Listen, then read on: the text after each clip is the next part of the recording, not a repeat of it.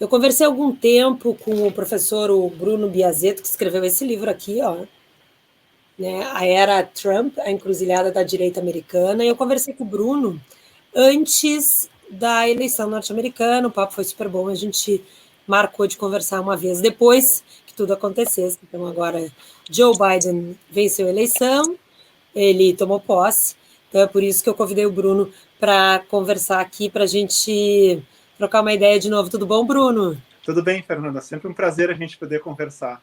Mais uma Pois vez, é, uma alegria estar contigo. também, igualmente. Obrigado por ter aceito o convite. Você que está em Toronto, né? Você é professor convidado pesquisador, né, da York University e também é doutor em História pela Georgetown University, né, em Washington. Morou quantos anos nos Estados Unidos, Bruno, mesmo? 6 anos, Fernanda. 6 anos muito agradáveis e muito interessantes, porque eu tive lá numa época que a política sempre estava pegando fogo, nunca teve sossego. Então, uma coisa é viver a política nos Estados Unidos, outra coisa é viver a política em Washington.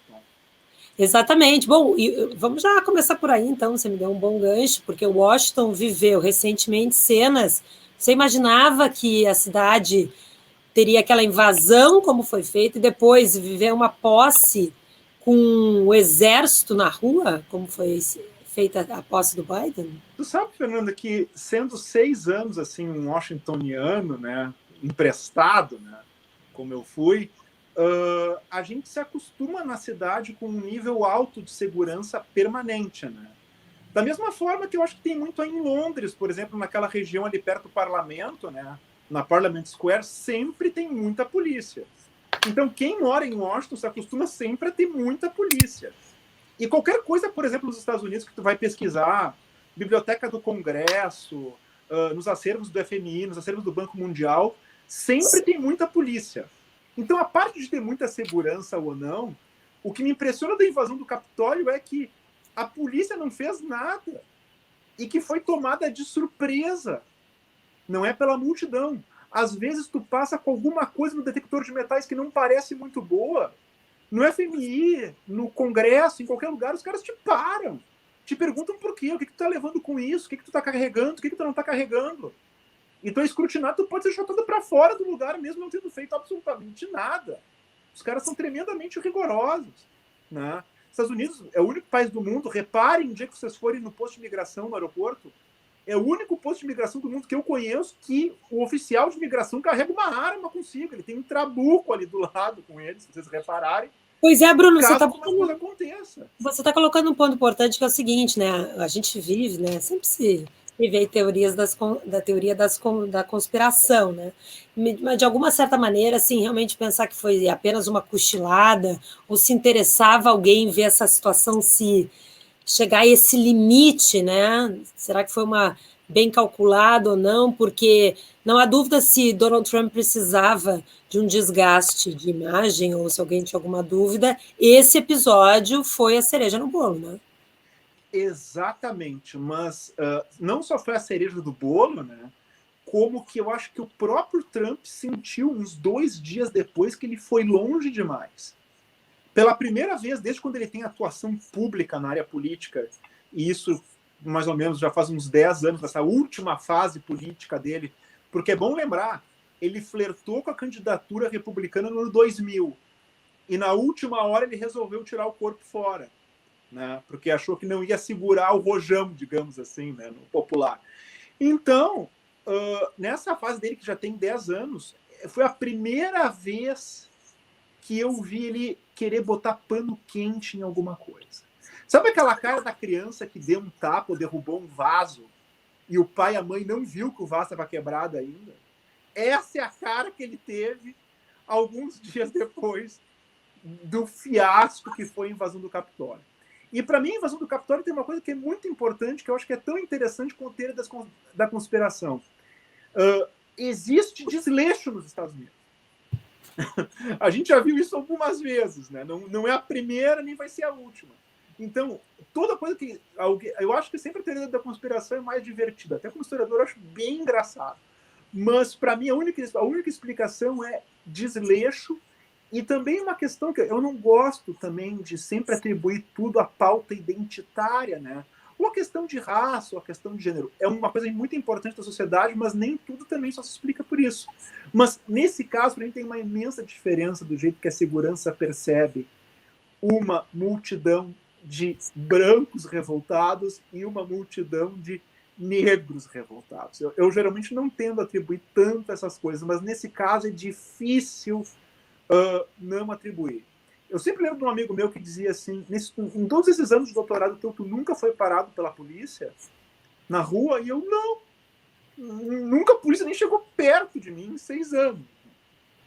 E ele disse, não, é por causa da cor de pele. Se tu fosse um estrangeiro ou um latino, digamos assim, né, dentro de um estereótipo, né, certamente teria em algum momento desse teu doutorado teria sido parado, teria sido revistado pela polícia nas ruas de Washington. Sendo que eu digo que algumas vezes andei de madrugada na rua, tendo que voltar da universidade, ou depois de ter ido alguma janta, alguma coisa, e nunca fui parado por nada. E para outras pessoas nos Estados Unidos isso é uma experiência, até para próprios americanos, isso é uma experiência bem comum, né?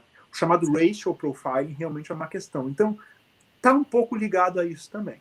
Não totalmente, mas tá. Tem muitos assuntos para falar, tem muitos pontos aí para a gente abordar, mas já que você entrou nesse da questão racial também, eu te provoco pelo seguinte: historiadores, claro, conseguem ver com distanciamento e tem a história ao seu lado mesmo, né? Os jornalistas vão no calor da emoção, né? Narram os fatos que estão acontecendo. Então a gente viu nesses últimos tempos o tempo inteiro assim, nós jornalistas, né? Eu incluindo, nossa, a primeira mulher vice-presidente, a primeira negra.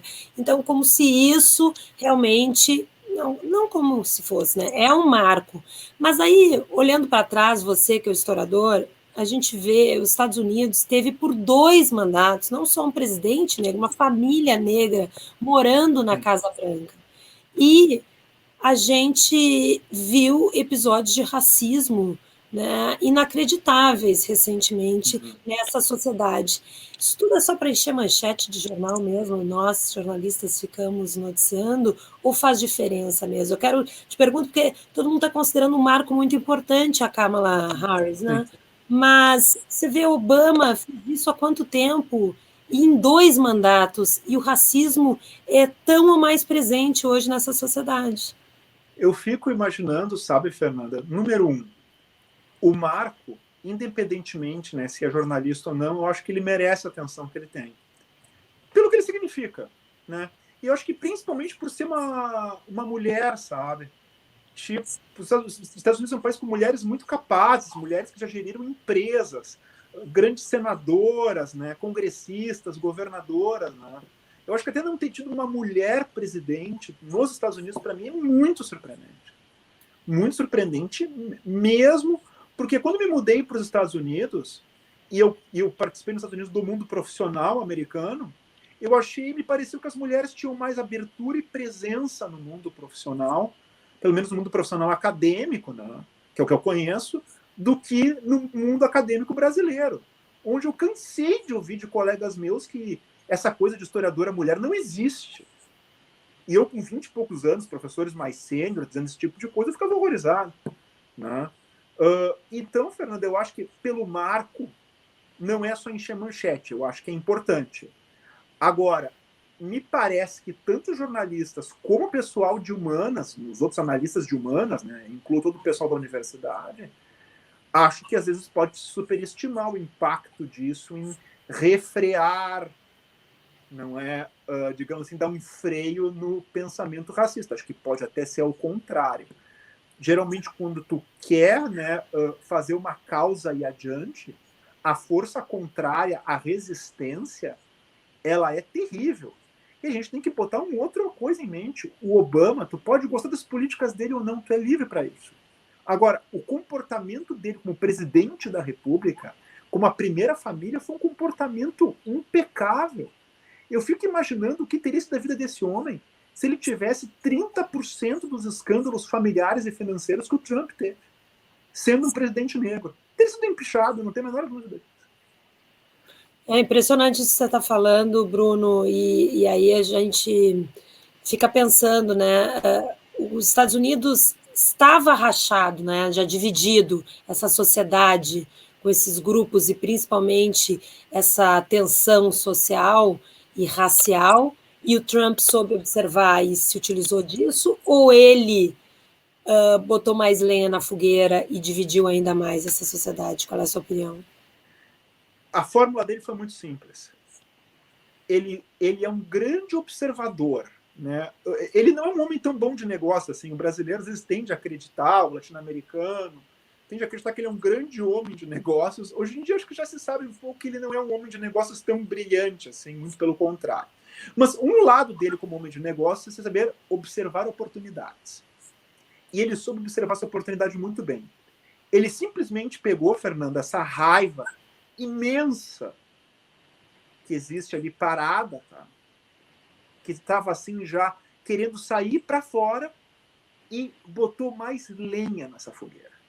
E quando a fogueira começou a ficar com aquela brasa bem quente, sabe, aquela boca que a gente gosta de achar um churrasco, sabe, no Rio Grande do Sul, ele ainda botou ainda uma panela de pressão em cima do fogo para ver se o negócio ia de vez. Apenas para proveito político próprio e para proveito da própria família. Isso que vale a pena enfatizar. Não foi uma questão ideológica, foi apenas porque ele queria ser presidente para satisfazer o próprio ego. Agora, Bruno, nesse seu livro você conta muito e fala muito, a gente entende a história mesmo até do Partido Republicano, né? E o Trump tem alguma coisa a ver com esse partido? Ele só foi o candidato ali de oportunidade. Ele deixa uma marca. Como é que ele vai? Você acha que ele vai fazer outro partido? Ou ele agora realmente sai dos republicanos? Olha, Fernanda, primeiro, né, o Partido Republicano é um partido muito respeitável, né, na sua história, né, de grandes presidentes. A gente tem que lembrar que o Partido Republicano foi o partido do Abraham Lincoln, né? Pô, do presidente Eisenhower, entre outros que eram conservadores mais centristas, assim, né? Então, isso é importante lembrar, né, que não é só um partido de malucos, porque a gente tende a lembrar do outro Bush, que fez as guerras, né, do Bush filho, né, que fez as guerras, ou do próprio Trump, né, mas não é por aí. Me parece, Fernanda, que o partido está louco para se livrar dele, pelo menos a parte mais velha do partido, mas não sabe como. Caso essa opção de se livrar do Trump aconteça, eu vejo ele fazendo um outro partido. O êxito disso é questionável. Todo mundo que tentou isso ao longo da história, tipo, eu sou um grande líder, vou fazer um partido fora dos democratas e dos republicanos e montar meu próprio movimento, geralmente isso não deu muito certo em termos de eleições. A possibilidade que eu mais acredito hoje é que, em 2024, a gente vai ter uma cópia do Trump no Partido Republicano. Um cara que talvez seja menos grosseiro, que talvez seja mais aceitável para a opinião pública, mas que vai ser populista, mas que vai flertar com teorias de conspiração, que vai apelar para a extrema-direita, que vai ser condescendente com questões de racismo. E como daqui a 4 anos a situação talvez seja um pouco mais fácil, mas ainda não vai estar tão fácil, ele vai ter muita munição contra o governo democrata buscando reeleição, que provavelmente não vai ser o Joe Biden que vai ser reeleito, porque não creio que ele vai buscar, ele não vai ter idade para aguentar uma segunda campanha. Ficaria muito surpreso se isso acontecesse. Vamos entrar aí já um pouquinho mais nesse Partido Republicano, que para muitos foi uma grande decepção, porque com a invasão do Capitólio, muitos, né, não se manifestaram logo, né, não condenaram a própria postura do presidente Trump, que deve ou não sabe se vai sofrer esse processo agora de impeachment, né? Mas você acha que isso é um marco que fica mesmo no partido, essa falta de união, é uma divisão que já existia? Como é que esse partido, agora com o Trump, com a saída do Trump, ele junta seus cacos ou se conecta novamente?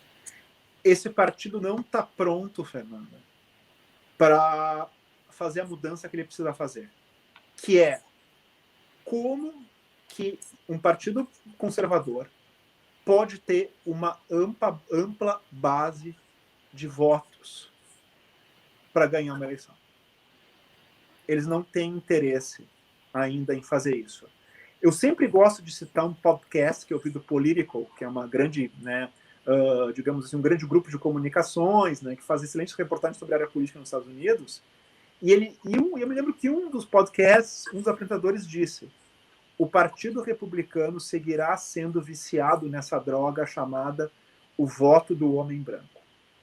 Enquanto o Partido Republicano não quiser diversificar a sua base de eleitores, ele vai ter que continuar apelando para o voto do homem branco. E como o homem branco, né, diminui, digamos assim, a sua parcela da população, né, ao longo do tempo nos Estados Unidos, né, ele vai ter que apelar para cada vez para um eleitorado mais velho, né, e um eleitorado muito mais à direita, de uma direita extremada, que o próprio Partido Republicano, há 20 anos atrás, não levaria essa gente a sério. Isso é importante falar. Né? Essas pessoas que são o centro do trumpismo hoje, elas eram a margem do Partido Republicano. E o trumpismo deu voz, deu espaço e deu margem política para essa gente. Então, o Trump pode sair do partido. Se vai sair ou não vai, ainda não tenho certeza. Depende como vai o processo de impeachment, depende da vontade política do próprio partido. Mas o Trump pode sair do partido. Mas o partido não se livra do trumpismo pelos próximos 10 anos. Eu não consigo ver outro cenário. Me surpreenderia muito. Para não dizer que a gente só falou dos republicanos, vamos falar um pouquinho dos democratas, porque uma das, entre tantas coisas surpreendentes dessa eleição, foi esse fantasma do socialismo em solo norte-americano também. Chamar o Partido Democrata de um partido socialista é algo que não tem um mínimo senso de realidade, né, Bruno? O Biden não é um governo socialista, não sei o que estou dizendo, né? O historiador Bruno, reforça isso, Bruno, por favor. Fernanda, a coisa mais importante que eu queria aproveitar, minha audiência, né, as pessoas que acompanham o teu canal, é enfatizar o seguinte: o país não pode prestar se ele não tem uma boa esquerda e uma boa direita. Isso é o mais importante. Não é a história... Às vezes eu vejo as pessoas pensam, porque se só a esquerda governasse, a gente teria um país muito melhor. Se só a direita governasse, a gente teria um país muito melhor. Não. Uma boa esquerda e uma boa direita que aceitam as regras do jogo. Esse é o segredo de um país desenvolvido. Esse é um segredo de um país rico. E é justamente porque a América Latina não consegue ter esse jogo equilibrado, ainda com intervenções militares volta e meia, é que a gente está na situação que a gente está. Então, voltando para os Estados Unidos e para o Partido Democrata, o que me preocupa é o seguinte: o Biden ele é um moderado. Os partidos americanos, eu adoro essa expressão que se usa nos Estados Unidos, né? São grandes tendas, é como uma lona de circo. É muita gente dentro de uma estrutura muito grande. Então, um partido como o Democrata, ele vai desde o democrata mais moderado, que pode ter... Existem democratas conservadores, chamado Blue Dog, né, que no Brasil até às vezes não é tão conhecida essa expressão, até o ultrasocialista, né, que nem o Bernie Sanders ou a Ocasio-Cortez. Qual é a minha preocupação? O grupo socialista dentro do Partido Democrata tem ganho força e tem ganho influência nesse meio tempo, né? Com algumas plataformas interessantes e outras que são tão estapafúrdias quanto algumas das plataformas de uma esquerda mais radical da América Latina. A minha preocupação é se o Biden e a Kamala Harris, que representam essa parte moderada do partido, fracassarem no governo e perderem a eleição de 2024 para uma cópia do Trump, o que nós vamos ver em 2028 é a tentativa de reeleição da cópia do Trump versus um democrata socialista.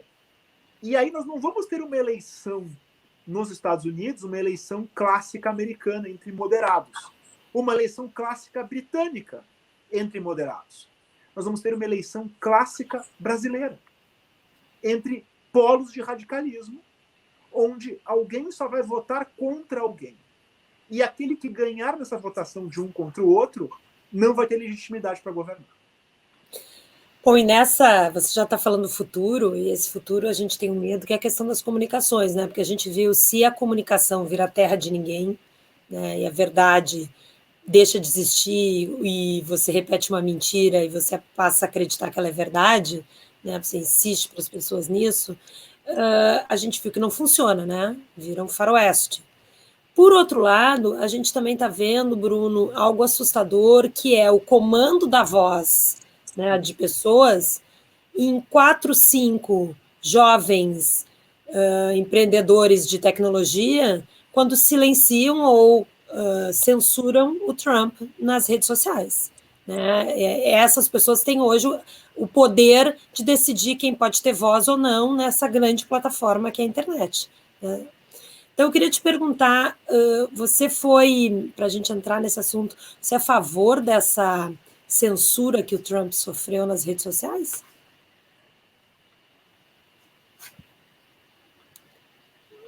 Peraí.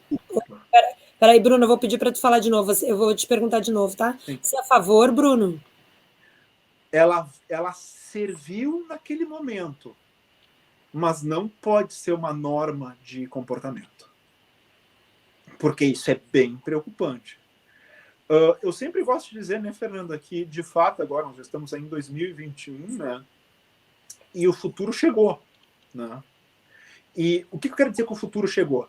Nós vamos ter que pensar fora da caixa em uma série de questões.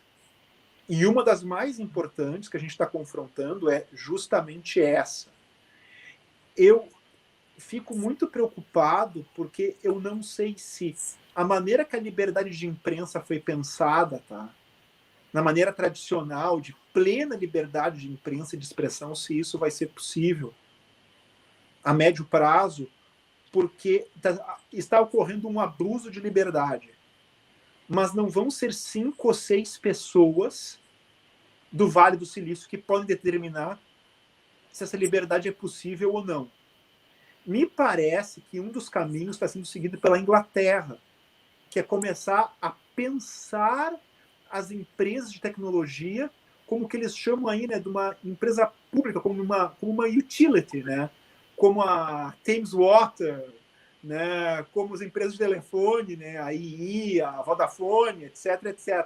É um sistema público, né? Assim como você vai ter os bombeiros, você vai ter o financiamento, porque você precisa ter um órgão do governo, uma empresa que diga o que é verdade e o que é mentira, né? Um pouco seria isso. O jornalismo viraria essa conferência aí de informações, né? Para dizer, separar para a população isso é verdade, isso é mentira. Na verdade, eu até me expressei mal, Fernando. Eu acabei com a mania de intelectual, que é complicando aquilo que é simples. Seria tipo como se fosse uma agência reguladora, mas uma agência civil, né? Com forte presença da sociedade civil. Porque uma agência ligada ao governo, eventualmente, vai ser ligada a partido. Né? Então, seria uma agência diferente de uma ANAC, de uma Anvisa, né? Ou dessas agências que tem no Reino Unido também. Teria que ser um modelo que não existe ainda, ou que pelo menos eu não sei se existe uma coisa assim. Que seria uma agência 98% de intelectuais, representantes da sociedade, etc., e com pouquíssima presença política. E com muita voz popular para evitar excessos. Mas algum tipo de regulação, alguma estrutura, eu odeio chamar de regulação porque isso já vem uma carga toda, né? Algum tipo de estrutura para organizar esse negócio. E olha que eu me considero muito liberal, esse tipo de estrutura me desagrada profundamente. Nós já chegamos num ponto onde eu temo que vai ser necessário pensar algo assim. E a gente vai experimentar, né, Bruno, isso na próxima eleição brasileira, né? Não vai dar tempo de organizar isso até lá.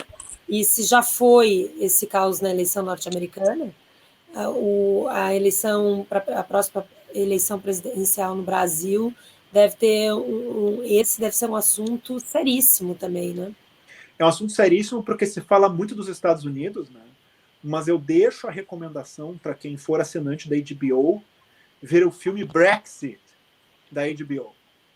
O nível de manipulação que foi feito na Inglaterra no referendo do Brexit, às vezes eu arrisco a dizer, Fernanda, que foi maior do que qualquer coisa que o Trump fez, ou que até a própria direita brasileira tenha feito, a direita polonesa, ou a esquerda venezuelana, o kirchnerismo. Foi uma coisa assustadora o nível de frieza, de calculismo, de efetividade. Então, ali naquele filme do Brexit, tu entende muito bem qual que é o perigo, né, das coisas. E também tem uma outra coisa, Fernando, que eu gosto muito de jornalismo. Né? Eu gosto de acompanhar o trabalho do jornalista, eu ouço muito rádio, eu vejo muito jornal, é uma coisa que me agrada. Me preocupa, Fernando, quando a gente tem até em meios de jornalismo normais, tá, regulares em grandes empresas, pessoas dizendo que a vacina é uma livre escolha, a máscara é uma livre escolha. Né?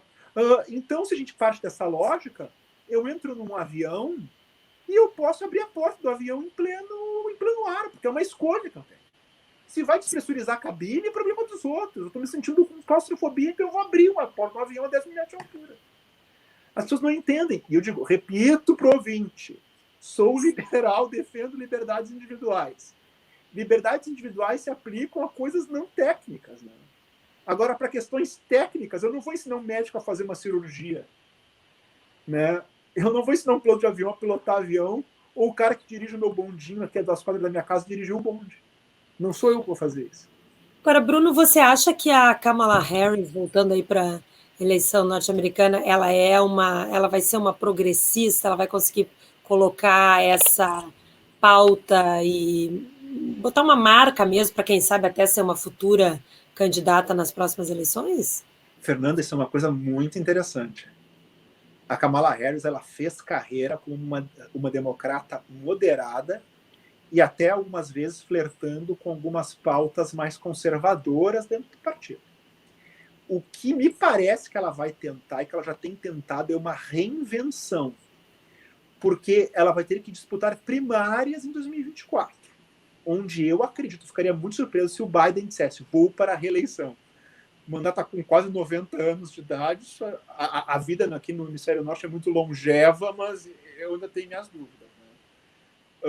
Então ela vai ter que fazer primárias com um espectro, assim, com um público de outros candidatos muito amplo.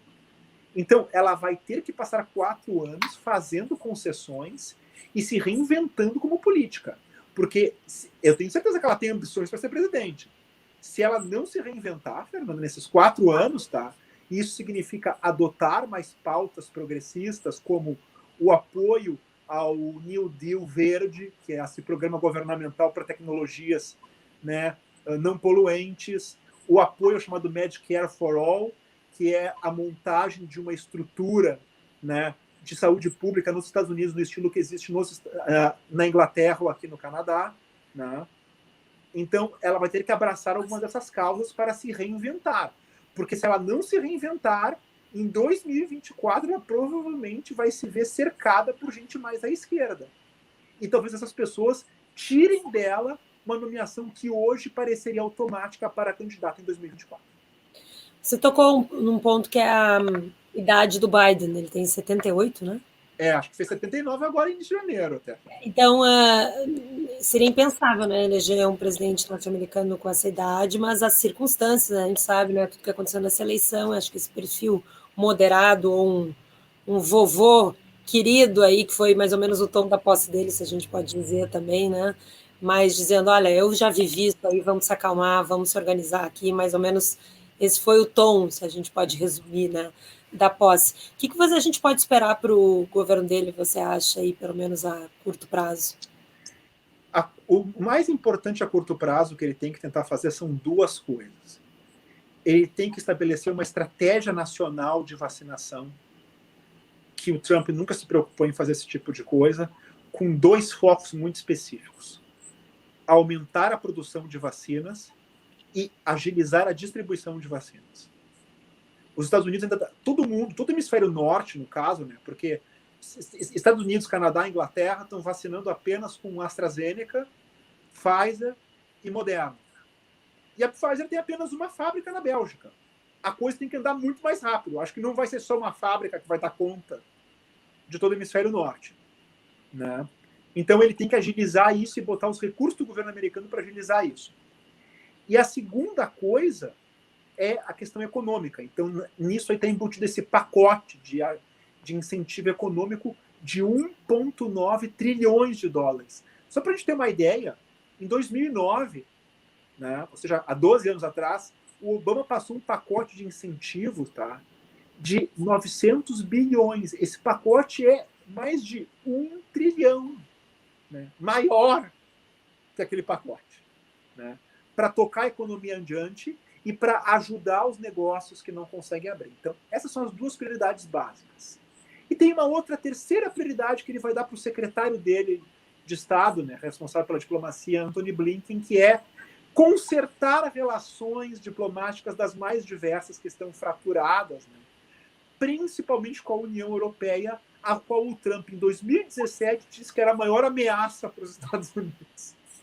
Não sei como, mas ele disse. Ele não vai, acho que ele não vai sair jantando e fazendo tantos banquetes, porque em tempos de pandemia está difícil, mas que ele vai fazer muito Zoom, né, tentando fazer amigos ou retomar essas amizades, isso a gente não há dúvida que a diplomacia vai funcionar. Bruno, a gente não pode deixar de falar de pandemia, e eu queria saber um pouco como é que estão as coisas aí no Canadá. No Canadá, Fernanda, para tu ter uma ideia, tá? No ápice da pandemia, no ano passado, em abril do ano passado, a gente chegou a ter uma média de 650 casos por dia na província de Ontário, tá? Que é onde fica Toronto, né? E a província mais populosa do país, que tem 11 milhões de pessoas, tamanho do Rio Grande do Sul em termos de população. Tá? Nós estamos agora aqui em Ontário com uma média de 3.900 casos por dia. Né? É realmente assustador. A gente tem lockdown praticamente pleno, só o essencial do essencial funciona, todo mundo praticamente de home office. Eu não vou na universidade, vai completar 1 ano agora, mês que vem. Né? E a situação, pelo menos o Canadá, teve muita eficiência nos contratos com as empresas, né, que estão oferecendo a vacina, principalmente a Pfizer e a Moderna. O problema é que as nossas primeiras doses estão para acabar aqui e estamos entrando nesse dilema que outros países também estão entrando, que é quando chegam as novas doses. Em termos de vacinação per capita, hoje o Canadá ele é o 11º país do mundo em vacinação per capita, atrás da própria Inglaterra, inclusive dos Estados Unidos e de outros países, Emirados Árabes, Israel e alguns outros países menores da União Europeia. Comparando com o mundo inteiro, eu creio que a gente está muito bem. E o nosso primeiro-ministro é um cara muito sóbrio, que tem a cabeça no lugar e que tem um plano muito bom, bem ajeitado, junto com as autoridades aqui de saúde. Agora, e o que se espera, Fernanda, é que toda a população canadense esteja vacinada até setembro ou outubro no máximo. Isso foi o que foi falado aqui pelo primeiro-ministro essa semana. Poxa, tomara que isso aconteça mesmo. Bruno, sabe que Fingers crossed. Eu me fascino muito, assim, e me interesso muito pelo lado pessoal desses líderes, né? De homens públicos e líderes políticos. Claro que a gente tem que ver esse perfil ideológico, né? Saber como é que eles vão atuar, mas tem algo que é a pessoa, a qualidade de pessoa, as suas crenças, quem você é mesmo, né? De verdade lá dentro, que faz a diferença na hora de governar, né? Então, vou dar um exemplo aqui no Reino Unido, né? Boris Johnson nunca imaginou que ele ia passar por uma pandemia. Né? O governo dele ele ia fazer o Brexit, ia resolver, ia sair construindo, modernizar. Ele seria um Churchill dos anos 2000, um líder que ia mobilizar na cabeça dele. Mas aí a pandemia e os planos mudaram. Eu te pergunto isso porque a gente, claro, faz muitas críticas, mas esses homens públicos, eles estão sob uma pressão, algo inimaginável também, né? Por exemplo, a Europa vive hoje uma situação que a sensação que a gente tem de ver esses governantes concedendo entrevistas é que eles não sabem nem para que lado olham mais, para aonde eles atacam, que eles têm que resolver. Você, comissionador, o que você está vendo? Quem é que está saindo bem? Quem é que está conseguindo atuar? Você elogiou aí o Trudeau, mas quem é que está conseguindo se sair bem? Por exemplo, o próprio Boris, acho que algumas vezes ele me surpreende, porque ele nunca veio com uma retórica anticientífica, nunca veio nada assim muito fora da casa. Começou meio trôpego, mas foi muito bem. Acho que me parece que a União Europeia, né, como um todo, principalmente na figura, né, da comissária da União Europeia, né, Ursula von der Leyen, né, tem feito, acho, uma gestão, né, das situações, acho que muito, muito boa, assim. são as pessoas que mais me chamam a atenção, assim, em termos de notícia, sabe? De passar uma resiliência. Eu acho que é importante isso, essa palavra, sabe? Resiliência nesse momento. Eu sempre gosto de repetir, de falar uma coisa que eu comento muito aqui em casa, comento muito com a minha família também, né? Daquela resiliência que os britânicos demonstraram durante os bombardeios de Londres em 1940, né? Uma bomba depois da outra, eles iam lá, saíam do seu abrigo, recolhiam, né, o que sobrou das suas casas, juntavam as suas coisas, se preparavam para mais uma noite de bombardeios. A Inglaterra ficou com racionamento de comida, de tudo, até 1952, né, 7 anos após encerrada a Segunda Guerra Mundial. Então, eu acho que é esse tipo, né, de resiliência que a gente tem que ter. E eu acho que, para mim, essa é a maior qualidade do Biden, né? Um homem que passou por perdas pessoais, perdeu esposa, perdeu filho, coisas que teriam quebrado a espinha, a alma de qualquer ser humano, ele encarou e seguiu adiante. Então, ele tem duas qualidades como pessoa que são essenciais num momento como esse: experiência e resiliência. A juventude é boa para muita coisa, mas é inimiga de muita decisão boa. Então, no Ocidente, a gente tem que valorizar mais a experiência. A gente tem que tirar essa página de sabedoria dos orientais que valorizam muito as pessoas com mais experiência. É ele que não parecia, né, o Biden na escolha, a bola da vez ali no início das primárias democratas, né? Hoje, vendo tudo que aconteceu e aquele homem na posse com esse discurso que você está fazendo, talvez seja realmente o homem certo para o momento certo, para tentar acalmar os ânimos e tentar reunir, até quando ele falou muito na posse, né, Bruno, sobre divergências, que divergir é preciso, sim, né? Essa sutileza, como tá difícil, né? Isso a gente vê um pouco no Brasil, você não acha? Tem aquela frase, né, que eu gosto sempre de lembrar, que teria o Eduardo VIII, né, o rei da Inglaterra, que renunciou, né, pela americana, né, o Wally Simpson, que ele teria dito, né, a coroa sempre procura ou acha, né, a cabeça certa, né? E às vezes o destino nos puxa para uma coisa assim, sabe, de ser a pessoa certa na hora certa. É inacreditável imaginar até que ele é presidente, sabe, Fernanda? Isso é importante enfatizar com quem vai nos ouvir aqui, sabe? Porque ele não era o favorito nas primárias, até era, mas não parecia ser o candidato mais forte, estava longe de ser o candidato mais empolgante, né? E ainda, além disso tudo, Fernanda, a chance dele ter perdido a eleição sem a pandemia não era imensa, a chance dele ter perdido essa eleição. Né? Então, me parece que deu tudo certo, foi uma convergência para que esse homem experiente, qualificado, chegasse na posição que ele está hoje. E é realmente uma grande sorte que a gente está com ele lá, independentemente de questão ideológica, preferência partidária, porque ele vai fazer o que é necessário, que é unir os países em busca de uma solução comum. Não vai existir solução individual na pandemia. Vai existir apenas uma solução comum, não é, para esse problema. Bruno, você está fazendo esse retrato aí tão preciso e tão ponderado, né, desse momento norte-americano. Eu também queria te perguntar se você acha que qual teria que ser a postura em relação ao Trump, né? Ele vai escolher o que ele quer fazer, ou ele vai fazer uma rede de televisão, ou lançar uma plataforma de mídia, ou vai ficar no partido, vai lançar um partido. Bom, alguma coisa ele vai fazer. Acho que ficar lá jogando golfe só não é muito do perfil dele.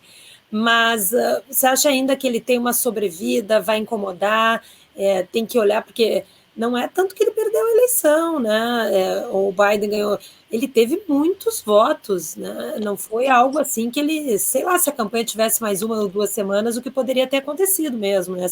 Se a pandemia não tivesse se complicado tanto, se ele não poderia ter sido até reeleito. Então, ele não é, ele representa, ele tem voz ainda dentro do partido. Você acha que ainda é algo que pode ressurgir, esse trumpismo? Eu acho que ele pode só não só pode ressurgir, como pode ressurgir com muita força, né? Eu me surpreenderia, Fernando, se o candidato republicano em 2024 não for um trumpista, sabe? se não for o próprio, se não for alguém que reza exatamente pela mesma cartilha. O que vai acontecer agora, Fernanda, é justamente isso, entendeu? Os democratas vão tentar passar medidas de apoio à economia, né? Medidas de gestão pública, de questão ambiental, e os republicanos vão fazer exatamente o que eles sempre fizeram, né? Que é pintar isso como comunismo, pintar isso como socialismo, pintar isso como invasão do Estado, pintar isso como políticas de gastação, de corrupção. E no que os republicanos jogam esse discurso, jogam esse jogo, ao invés de fazer uma oposição mais moderada, uma oposição com outros argumentos, pode fazer uma oposição dura, mas com outros argumentos, né? Isso vai ser o combustível para o trumpismo, para o próprio Trump, que a cada coisa, Fernanda, que der errado, por exemplo, se em fevereiro as mortes nos Estados Unidos aumentarem por coronavírus, a tendência é que aumentem, vai ter um videozinho do Trump.